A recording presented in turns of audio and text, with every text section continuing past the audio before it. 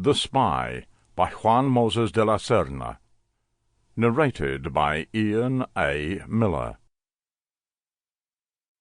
Preface. The silence had already taken hold of each of the rooms in the house, so much that sometimes it was difficult for me to go there, where so many things had happened in the family. At the beginning I turned on the television or the radio to listen to a voice wherever I was in the house, and that comforted me, but then it seemed so absurd, deceiving myself, doing as if I was accompanied, when there was nobody left.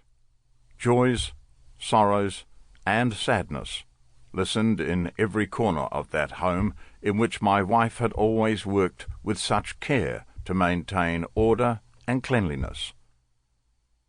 There are moments in life that we have to catch, keeping them with great affection, and try not to forget. But never let's hope that is always the same. If memory fails us, the memories will go away. As much as let's pretend to try to remember, a bad air took them away and won't come back to us. Memories and more memories already fall into oblivion, since the memory as soon as took them, they are gone. Love. Dedicated to my parents. Chapter 1. The Memory. The silence had already taken hold of each of the rooms in the house, so much that sometimes it was difficult for me to go there, where so many things had happened in the family.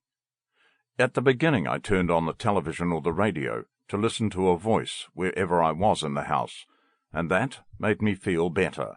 But then it seemed so absurd, deceiving myself. It was like I was with somebody when there was nobody left. Joys, sorrows, and sadness listened in every corner of that home in which my wife had always worked with such care to maintain order and cleanliness.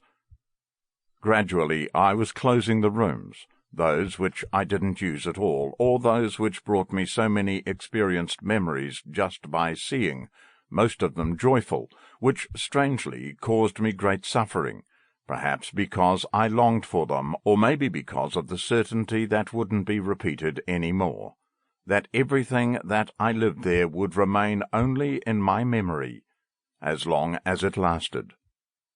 Even though I told my wife repeatedly to move somewhere else, either because of work or retirement, she always said no. Her place was where her memories remained. There she had seen her children grow up, and she knew the whole neighborhood, and that made her feel at ease.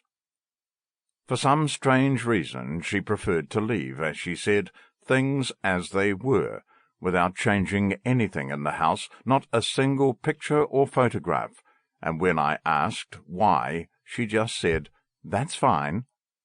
I had been having trouble leaving on vacation, since on several occasions when we were older and our sons had already moved out, when we were both alone, nevertheless, she always hoped someone appearing in the house and finding reasons, because she didn't want to stay away from that place more than 2 or 3 days.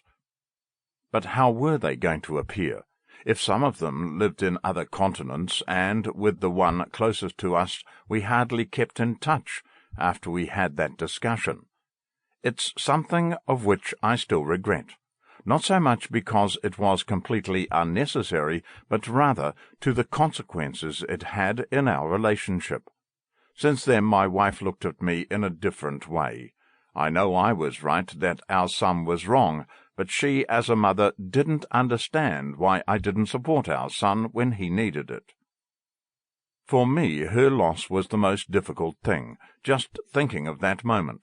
I can barely breathe. So many years of coexistence. Although not always peaceful, there was always a lot of love and respect between us. In recent years, we almost had separate lives.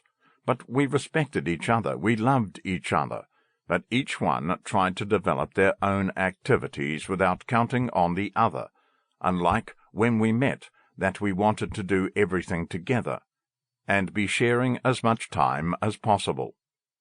Perhaps it's the habit, but we almost did not see Sample complete.